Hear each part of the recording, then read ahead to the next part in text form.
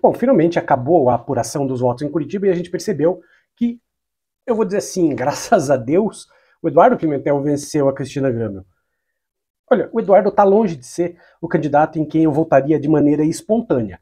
Só que considerando que o outro lado estava uma mulher que, na minha opinião, é uma pessoa absolutamente despreparada, uma pessoa ideologizada, ao ponto de deixar a coisa grosseira, ao ponto de a gente estar colocando alguém perigoso para administrar a cidade, eu acho que daí o Pimentel passou a ser uma escolha muito racional. Nesse caso, eu era Pimentel desde criancinha. Eu diria que é inacreditável, mas eu conheço pessoas legais que votaram na Cristina.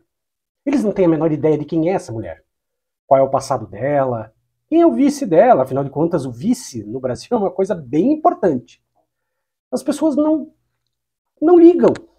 O presidente do partido dela foi preso com carro roubado, assim como o presidente do partido do Pablo Marçal reconheceu fazer parte do PCC, de ligações carnais com o PCC.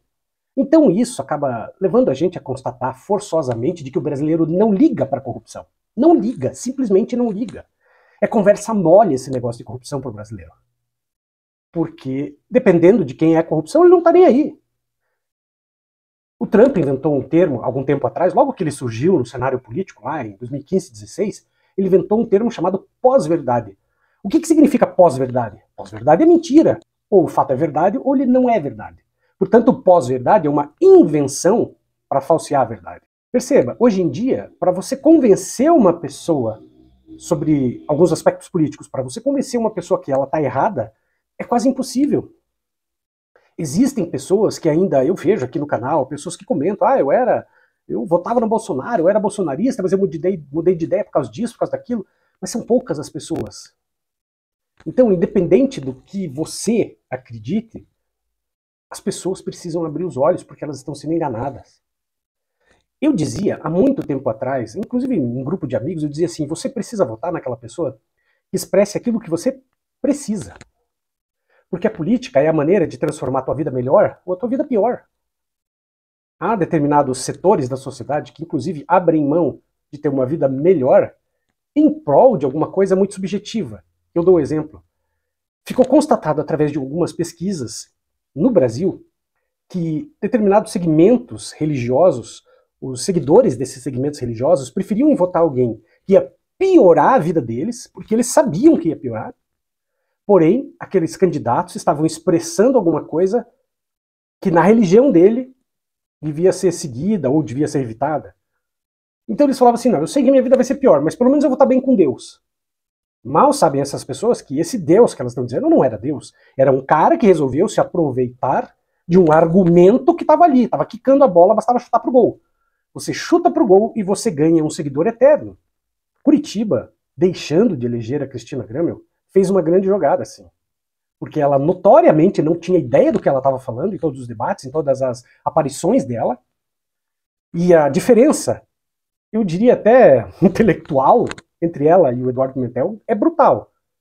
Volto a dizer, eu votei no Eduardo Pimentel, mas eu volto a dizer que ele não seria o meu candidato, mas nunca ele seria meu candidato, minha primeira escolha. Só que nós chegamos num ponto tão crucial que não tinha outra, não dava para ir para outro lugar. Era mais ou menos a civilização e a barbárie.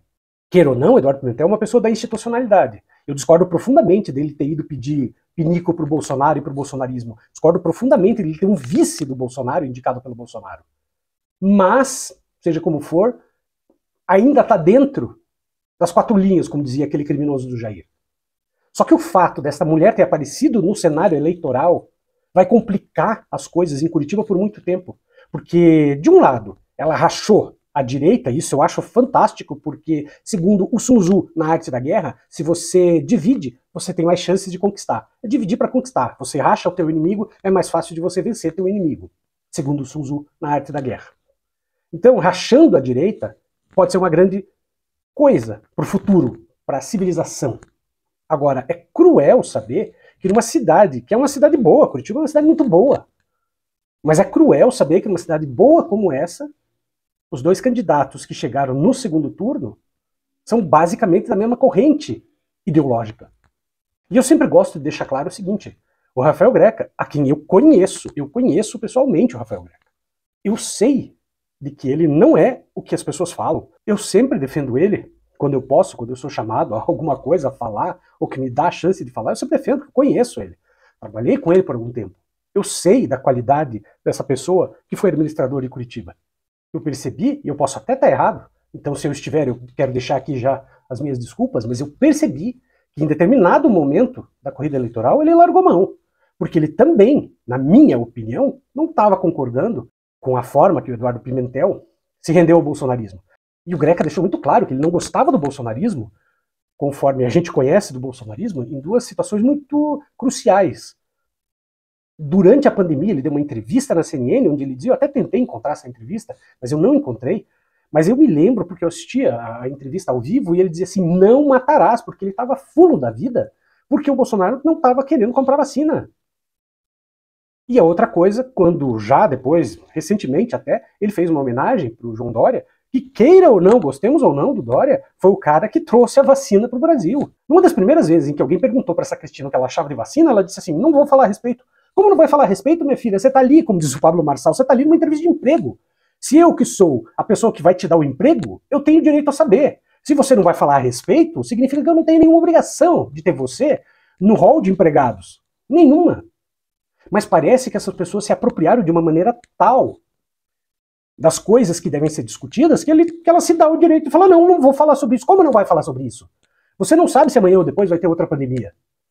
Então você percebe como a ideologização canalha mata pessoas ao longo da história porque tem sempre algum aproveitador safado disposto a mudar tudo, pouco se lixando quantas pessoas vão morrer, quantas pessoas vão ficar com sequelas.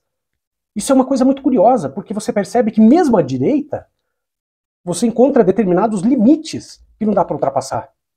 Mas essas pessoas, elas estão forçando. Cada vez elas forçam mais, cada vez elas inventam uma loucura pior. Essa Cristina Grama, ela disse diversas vezes, eu vou cobrar mais da passagem de quem mora longe. E aí as pessoas mostram matematicamente para ela que isso vai quebrar tudo, vai ferrar tudo, porque o que mora na periferia, mora a 200 quilômetros do lugar, vai pagar uma passagem tão alta que fica inviável.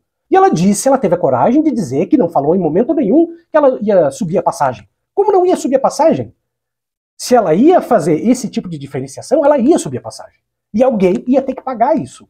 Então eu vou me utilizar aqui basicamente de uma frase jurídica que foi usada durante muito tempo e é usada ainda hoje. Ainda há juízes em Berlim, porque na época do nazismo, os juízes, de uma maneira geral, se negavam a condenar quaisquer atos dos nazistas. Até que finalmente um determinado juiz, em determinado caso, falou, opa, peraí. E aí se cunha essa frase, ainda há juízes em Berlim. Então eu trago aqui para nossa realidade, ainda há eleitores em Berlim. Ou ainda há eleitores em Curitiba. Pelo menos fomos capazes de frear esse delírio da extrema-direita. Voto não é brincadeira para você falar, não, tem que ir, tem que ferrar mesmo, tem que fazer tudo isso. Não tem. É o futuro, é a vida de pessoas que está em jogo. E às vezes é a pura ideologia. Aquilo não vai trazer benefício nenhum para ela, ela sabe disso, mas ela sabe, por outro lado, que vai foder a vida de alguém. E ela tá louca para foder a vida de determinados segmentos sociais. Então ela fala, eu vou votar no fulano. Eu vou votar no fulano porque eu quero que ele destrua tudo o que foi construído de civilização até agora. E é isso que essa gente está buscando, destruir o que foi feito pela civilização. Ela disse assim numa entrevista, eu não conheço ninguém que diga que a Terra é plana. Meu Deus! Então você não conhece parte dos seus eleitores. Esse é o nível de administrador que você quer para a sua cidade? Será que não dá para ter um pingo de boa vontade, um pingo de vergonha na cara antes de fazer um voto? Ninguém esperava, e eu sei que muita gente fala, Marcelo, você exagera. Não, eu não exagero. Sabe por que eu não exagero? Porque eu estudo história. Boa parte das pessoas na Alemanha não tinham a menor ideia de que Hitler faria o que fez. Mas as pessoas estavam adorando o trajeto. Aquele momento em que tinha todo aquele discurso racista, colocar a culpa em fulano, em cicrano, vamos fazer isso, vamos fazer aquilo. As pessoas estavam adorando. Depois elas fecharam os olhos. Palavras daquela secretária de Hitler, aquela que tem um filme e que tem uma entrevista, que eu sugiro muito que as pessoas assistam.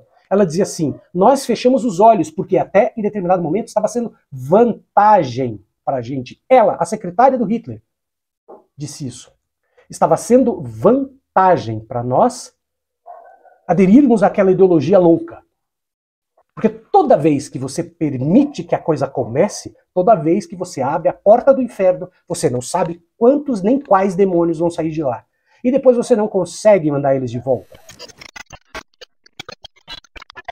Um dos critérios do YouTube para espalhar os vídeos é o número de inscritos do canal. E o meu canal é um canal pequeno. Dessa forma, eu peço para que você se inscreva, se você tem o costume de assistir os nossos conteúdos. Mas não está inscrito? Eu peço para que você se inscreva. É de graça. E você vai estar ajudando só com o ato de você se inscrever, aumentando o número de inscritos no canal, de seguidores do canal. Só com este pequeno ato, que não custa um centavo, você fará com que os vídeos sejam distribuídos a mais pessoas.